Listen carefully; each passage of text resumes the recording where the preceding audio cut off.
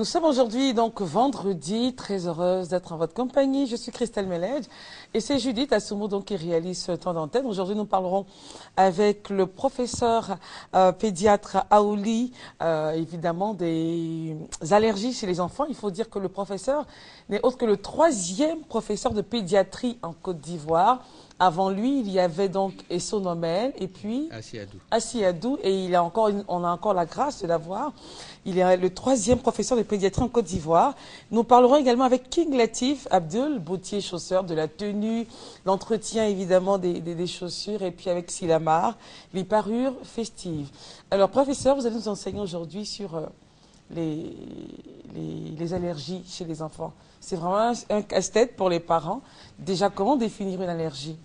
L'allergie est une défense excessive de l'organisme à une substance qu'il ne supporte pas. Si vous pulvérisez le parfum sur un enfant qui dit « Aching », l'organisme dit « Je ne supporte pas ce qui est rentré là ». Et puis, mon Dieu, à partir de ce moment, l'intérieur de la peau commence à sécréter. Et d'un seul coup, vous voyez qu'il commence à respirer, crou, crou, crou, crou, crou, etc. Et c'est pour cela que j'ai dit aux mamans, les bébés, il ne faut pas mettre de parfum sur eux, ni dans leurs habits. Parce que c'est une question d'odeur. Okay. C'est une question d'odeur. On ne doit rien mettre, enfin pas de... Mais il va où? Il va nulle part. Il doit sentir bon pour les visiteurs et mais tout. Écoute, les visiteurs viennent, ils le prennent, mais il faut qu'ils se portent bien. Oui. Ce qu'il y a, c'est que dans le ventre de la maman, il y a un rideau qui sépare les narines de la gorge. Quand il arrive, quand il naît, il crie et ça saute. Okay. Et où c'était inséré, sécrète beaucoup de liquide. Mais chez eux, le liquide va derrière, ne va pas devant. Quand l'enfant est enrhumé, avant 6 mois, c'est derrière. C'est pas devant. Et c'est pour cela que la gorge est chargée et qui fait que parfois on pense que c'est une plaie de la gorge. Voyez. Donc, il y a beaucoup de choses comme ça. Supposons par exemple que vous lui faites une injection. S'il ne supporte pas le médicament, d'un seul coup, le visage s'enfle. La peau s'enfle, on dit c'est urticaire. Voyez. Alors, c'est une réaction de défense de l'organisme à des substances qu'il ne supporte pas. Mais comment, est-ce qu'il y a différents types d'allergies? Ben, ça dépend du lieu. Quand c'est dans les bronches, c'est asthme. Quand c'est dans le tube digestif, quand tu as mangé quelque chose que tu n'as pas supporté, tu commences à faire la diarrhée, le visage s'enfle, ça c'est autre chose. Si c'est la peau, c'est urticaire. Et quand c'est les yeux? Les yeux, mais ça c'est un prurite, une démangeaison des yeux qui sont rouges et l'enfant est constamment en train de gratter. De la même manière, il peut l'avoir aussi à l'oreille. Vous avez un enfant qui est là, qui est constamment en train de passer la main, de passer la main, de passer la main. Et même la nuit, ça l'empêche de dormir.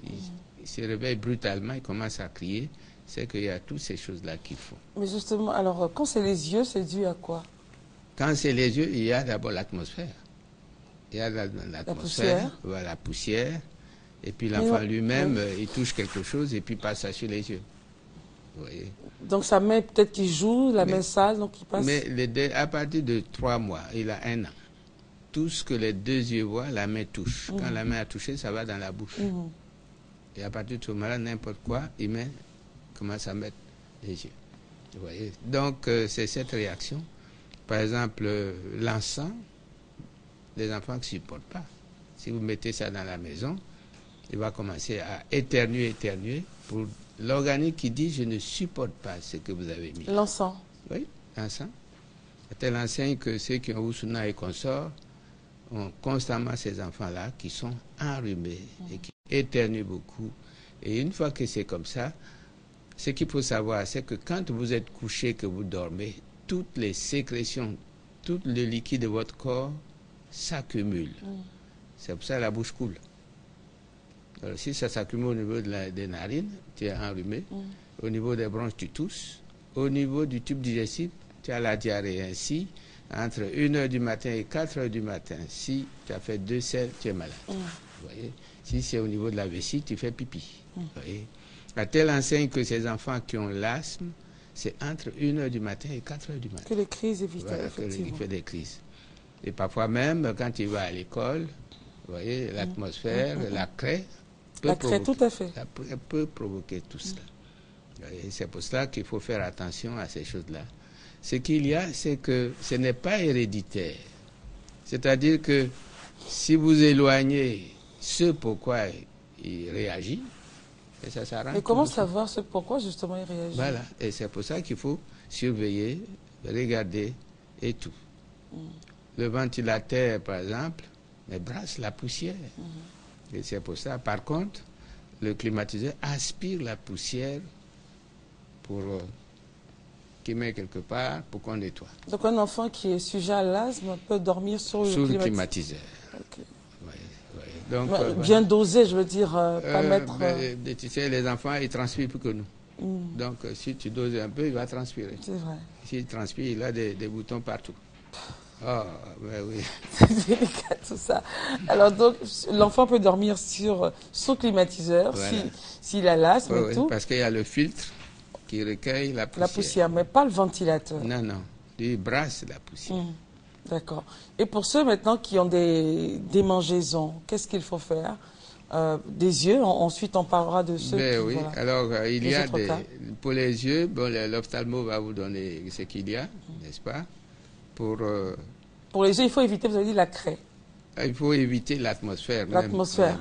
Mais nous sommes en Afrique quand même, pas un docteur. Mais qu'est-ce que vous voulez? S'il s'en va à l'école, qu'il va jouer au football dans la poussière, voilà, le lendemain matin, il est en train de se frotter. Mais en même temps, on ne peut pas l'empêcher de jouer aussi. Mais alors, il faut lui expliquer. Ils sont compréhensibles. Expliquez-leur. Et puis, tout doucement, une fois qu'il a pris l'habitude, le reste vient tout seul. Tout seul. D'accord. Oui. Ceux qui ont des problèmes avec les oreilles, l'enfant qui à chaque fois passe la main. Ben oui. Et également, là, on a un produit qu'on peut mettre dans les oreilles, mais il ne faut pas faire de la publicité. Bien sûr, c'est clair, c'est clair. Et pour la peau? La peau, la peau, l'urticaire, aussi, il faut des sirops qui permettent d'entrer. Dans tous les cas, selon l'espace, la réaction est là. Au niveau des yeux, c'est rouge. Au niveau des narines, il est constamment enrhumé. Et souvent, comme il est enrhumé, mais ça ne coule pas, mais il a une haleine qui sent mauvais. Quand il te parle, tu dis que sa bouche sent mauvais. Ouais. Et souvent, on pense que ce sont les dents. Non, chez eux, c'est lorsque ils sont enrhumés, mais que ça ne coule pas. À ce moment-là, ça donne une mauvaise odeur quand on le respire. Mais tout ça, vous nous rassurez qu'il y a une il y a toujours ce qu'il faut pour supprimer ça. Le premier geste préventif, c'est ne pas créer cette atmosphère. Vous voyez, tout à l'heure, je vous ai dit que le vaccin, par exemple, c'est le geste médical pour vaincre la maladie en la dévançant. Une fois que vous avez vacciné un enfant, si la maladie rentre dans la classe, il va rentrer chez celui qui n'est pas vacciné, mais celui qui est vacciné, il ne rentre pas là-bas. J'ai même dit que d'une manière générale, la propreté, c'est vaincre la maladie en la dévançant. Quand le coin est propre, la maladie ne s'installe pas. Vous voyez? Donc ce sont des petits gestes, des petites définitions qu'il faut avoir pour que la maladie s'éloigne. Alors pour tous ces enfants-là qui sont allergiques à quoi que ce soit, le basique, c'est vraiment la propreté des gens. Il faut éloigner ces choses-là. Vous voyez, quand l'enfant est né, bon, qu'est-ce qu'on fait? Bon, on va inonder son habit de parfum. Inonder son habit de parfum. Il ne sort pas, il ne va pas rendre visite aux gens, et il est inondé. Alors il est couché, il est en train d'éternuer. Or, chaque fois qu'il éternue, ça agit sur les oreilles. Nous tous, quand nous éternuons, nous avons les oreilles bouchées. Nous bâillons pour libérer. Et le pauvre, lui, il ne sait pas bailler. Oh là là. Voilà, il baille quand il est fatigué ou quand il a faim. Mais c'est pas quand il a éternué qu'il baille. Donc il emmagasine en fait. Il emmagasine tout. Alors donc pour les enfants, c'est pas bon de leur mettre du parfum. Ah non.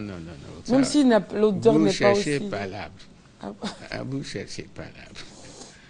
C'est pas là, mais d'un seul coup, il est là, et quand il respire, ça fait du bruit. Et surtout, mais docteur, c'est quand même bizarre. On peut le mettre un peu de poudre, non, je veux dire. Mais juste pour sentir vous un mettez peu, la voilà. poudre, s'il le supporte. C'est-à-dire, s'il ne réagit pas, c'est une bonne chose. Wow. Et s'il réagit, il faut constamment éliminer. Il vient d'arriver. Lui ne connaît pas vos atmosphères. Et puis, mon Dieu, vous créez une atmosphère autour de lui et son organisme ne supporte pas. Et l'organisme se fâche et réagit parce que l'organisme travaille, nous surveille pour que nous ne fassions pas toutes sortes de choses. Donc il faut observer l'enfant. Absolument.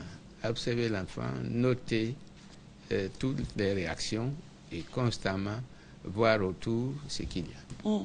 Alors, donc... Je vous donne par exemple, à partir de 3 ans, si vous mettez un oreiller, mais il ne met pas sa tête dessus, il renifle l'oreiller. C'est bourré de poussière et de sueur, et s'il éternue, et c'est parti. Hein, le mosquito et tout ça. Il faut faire attention en fait. Ouais. Alors l'allaitement maternel joue un rôle très important dans la prévention des allergies. Oui, l'allaitement maternel, c'est pour le protéger contre la diarrhée et contre les allergies. Contre les allergies. Et ce qui est bien, ça marche parce que la maman qui produit et l'enfant qui boit, ils sont de même espèce. Et c'est pour ça que c'est idéal. Et qu'il faut absolument comprendre et allaiter. Mais aujourd'hui, avec les activités professionnelles, ce n'est pas toujours évident de pouvoir tenir l'allaitement maternel comme il le faut. Mais madame, on vous donne le congé maternel, vous en profitez pour véritablement inonder l'enfant d'anticorps.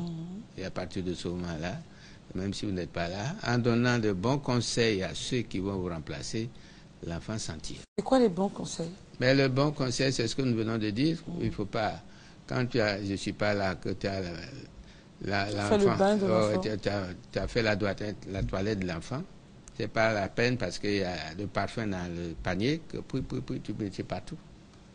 Et quand vous revenez, votre enfant est complètement encombré et toute la nuit, vous ne dormirez pas. J'ai dit, tout se passe entre 1h du matin et 4h du matin. Donc voilà, ce sont des conseils simples. Il vient d'arriver. Il n'a pas besoin de beaucoup de choses. Il a besoin simplement d'avoir un environnement sain. Et puis, il se développe. Même au niveau donc, des eau de toilette, des savons, il faut faire attention aussi. Mais oui. Par exemple, il y a des produits, des savons en poudre pour pouvoir laver, mais l'enfant transpire plus que nous. Le bébé? Ben oui. Et à partir de ce moment-là, même si vous avez rincé, quand il transpire, ça réapparaît dans le tissu. Mais justement, en fait, nous, on se disait que c'était pour éviter les odeurs, la petite senteur de transpiration, qu'il fallait passer un petit parfum. Mon bébé, quand il transpire, il ne sent pas mauvais. Mon bébé, quand on transpire, il ne sent pas mauvais. Donc, pas de parfum, pas de poudre. Voilà. Je n'ai pas dit de ne pas en faire, mais dès mais après, il y a une réaction. Il faut faire attention à la réaction de l'organisme. Si l'organisme vous parle, il dit je ne supporte pas. Et s'il a dit ça, souvent, sur le coup, vous ne sentez rien, mais la nuit, vous ne pouvez pas vous en sortir. Et quand il a éternué, je vous ai dit, ça agit sur les oreilles, ça donne deux choses, soit allergie, soit infection. Vous voyez? Parce que les sécrétions qui sont dedans vont carrément entraîner une infection et finalement, on ne s'en sort pas. Et la présence des animaux domestiques? Mais là aussi, les chiens, les chats, vous savez comment ils sont amis. Et tout ça, les poils et tout. Vous voyez, dans les pays européens où ils ont beaucoup de fleurs, les pollens, les consorts et tout, il y a des saisons où ils ne font que soigner ça. Aujourd'hui, l'allergie est accrue parce que l'atmosphère est complètement infectée. Complètement infectée. Regardez un peu nos voitures qui circulent. Avec tout ce qu'ils produisent, mais le bébé qui est là-bas, il va se mettre à éternuer. Dès qu'il éternue, vous savez que c'est déjà parti. Voilà. Alors donc, pour une famille qui a un chien, qui a il vaut mieux, des chiens ou des chats, mais souvent les chiens ou les chats, ils aiment bien jouer avec les... Mais les deux s'aiment. Le chien aime le bébé aime les chiens. Mais souvent, c'est une question du corps qui vous dit je ne supporte pas. Mais si l'organisme vous dit je supporte, bon, c'est bon. Et les réactions dont je vous ai parlé, hein, il faut observer. Il faut observer. Il faut observer. Soit les narines, les yeux, les oreilles, soit la peau. Voilà, la peau. Est-ce que déjà c'est conseillé pour un enfant, enfin pour des parents, de laisser les bébés avec les chiens, le chien qui rentre, enfin qui monte sur le lit, qui s'amuse un peu partout, l'enfant est couché. Est-ce que c'est conseillé? Non. Ils ne sont pas de même espèce. Donc, c'est pas conseillé parce que le bébé lui-même, quand il est seul, il n'est jamais calme. Il s'appelle bébé bouger. Il s'appelle bébé bouger. Et à partir de ce moment-là, il trouve tous les moyens pour jouer. Ce qu'il y a, par exemple, si vous achetez des jouets, vous voyez, des jouets également, avec un certain nombre de choses, lui, non seulement il joue avec, mais il goûte. Et puis il sent. Oui, c'est clair. Il goûte et il sent. Et alors l'organisme est là pour dire je ne supporte pas ce qu'il y a. Et c'est ce qu'il faut avoir l'oreille pour pouvoir apprécier ça. Si dans la journée vous entendez beaucoup, plusieurs fois comme ça, il faut éliminer. Professeur, merci en tout cas d'être venu. À quel numéro on pourrait vous joindre? Mais avant conclusion, que retenir pour les parents? Ce qu'il faut retenir pour les parents, c'est la réaction de l'enfant. C'est la réaction de l'enfant quand il éternue, quand il a les yeux qui démangent, quand il a les oreilles. Même déjà à partir de 6 mois, il est tout le temps en train de passer toucher les oreilles. Vous faites attention et vous faites tout pour que vous éliminez un certain nombre de choses autour de lui. Il est couché dans son lit. Si vous lui donnez une poupée, mais qu'avec ça, il éternue, la poupée est sale. Donc, voilà, c'est observation. Et une fois que vous avez observé, vous éliminez. Parce que l'organisme est là, lui, quand il ne supporte pas, il réagit. Et il réagit violemment. C'est vrai. Voilà. À quel numéro pourrait-on vous joindre, professeur? Ben, écoute, c'est 22 41 50. Oui.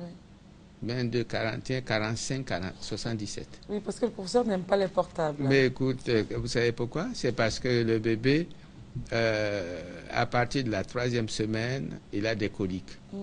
Pourquoi? Parce que quand il est dans le ventre, il fait 2 choses. Il pisse et il boit. Quand il arrive ici, l'entrée de l'estomac ne se ferme pas. Quand il tète, il avale trop d'air. La grosse bulle dans l'euro provoque le hoquet, mais pour rentrer dans l'intestin, ça donne des coliques. Il est en train de pousser, de gémir. Où est le rapport avec le téléphone? Comme il confond le jour et la nuit. Il confond le jour et la nuit, et la nuit, il va vous effrayer, et mon Dieu, vous n'avez pas pensé que le professeur a 74 ans. C'est vrai. Le bébé ne dort pas. Le bébé dort pas. Donc c'est pour éviter tout ça, mais il faut se reposer pour qu'on un ne dise peu. pas que le professeur, quand on les réveille, il se réveille. Donc, voilà. Donc on reprend le fixe, c'est le 22. Voilà. 41, 45, 77. Voilà, alors en tout cas, que Tout-Puissant vous garde encore longtemps parmi nous. Merci. Professeur Aoli, qui est le 3e professeur de pédiatrie en Côte d'Ivoire. C'est vraiment un honneur et une grâce de vous avoir sur ce plateau. Vous étiez là pour parler des allergies chez les enfants et ce n'est pas votre dernier passage. Merci professeur. Merci. Rentrez très très bien et que Dieu vous garde. Merci. Dans quelques instants, nos invités, d'autres invités seront avec nous. Mais pour l'instant, Judith Assoumou, prenez le relais.